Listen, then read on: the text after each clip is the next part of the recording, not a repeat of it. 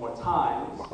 And I definitely want to thank Joy for having us, for having me, Laurent for calling us out here and making that call from Visionary Marketing Group, and of course everybody at Nifty, Trish and Darlene.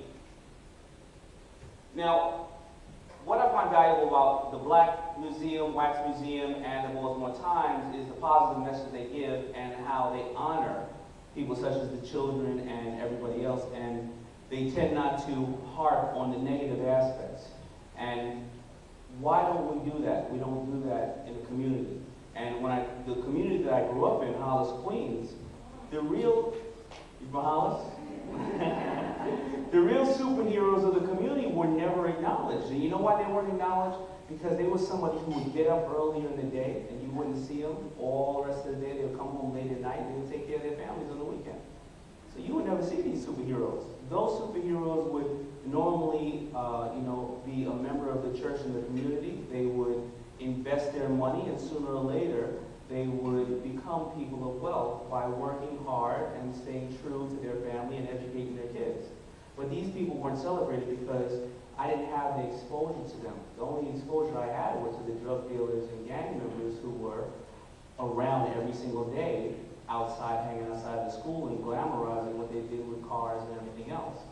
But my mother was strong enough and understood that this is not something you do, and she taught me at a young age that it's going to be your homework that'll make you rich, never your day job. So as I was growing up, I was a serial entrepreneur all my life. Even at a young age, I would shovel snow in the winter, rake leaves in the summer. And then I would go and pay kids to shovel the snow with me or for me, and I would start making more money off the kids. Before you know it, I was working another job while they were working for me. And I would keep doing this. And in my home, my mother had this big can opener, and it was about 5 feet long. It was on the ceiling and on the top of the kitchen, and it said, "Think big."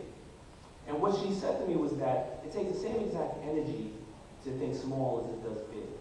And whatever your brain manifests is what you will create. You have to see it first. So what happened was, there was this new music that was coming out of the Bronx. It was called hip-hop. I don't know why they called it that. I think it was because when in one of the songs, Rappers Delight, is hip-hop, the hip. I guess that's what they called it, right? I started seeing this guy driving around in fancy cars, and he wasn't a drug dealer or he wasn't anything else. His name was Russell Simmons. He was driving around the neighborhood. And we would really want to know what he was doing. So sooner or later, his brothers, Run DMC, became famous, and then Salt and Pepper, and all these people from Hollis, and they all say something's in the water in Hollis, you know.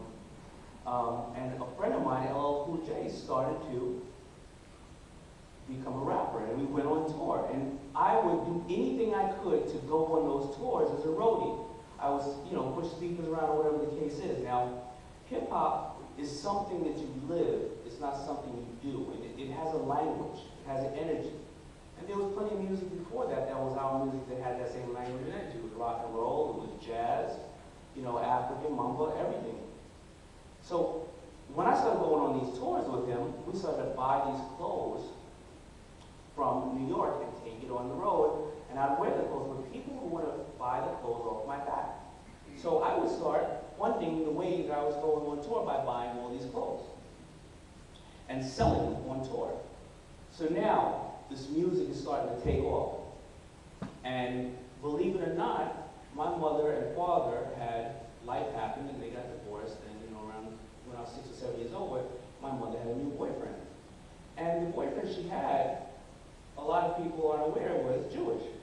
And he became like my stepfather. So then I started to understand the differences in cultures and find out that people, white, black, yellow, or any other color, are not that different. We all have our same struggles, but other cultures just think a little bit differently. And he started teaching me, and he taught me, David, if nobody respects your race, you shouldn't respect them. And the fact that even if you're pro-black, don't be anti-anything else. So this gave me a way of thinking. Now, if you understand your consumer, you understand who you're selling to, and you can maximize that. And that's what I did when I initially created Google. But first, before you know your consumer, you have to know have mentors to help pull you up the ladder.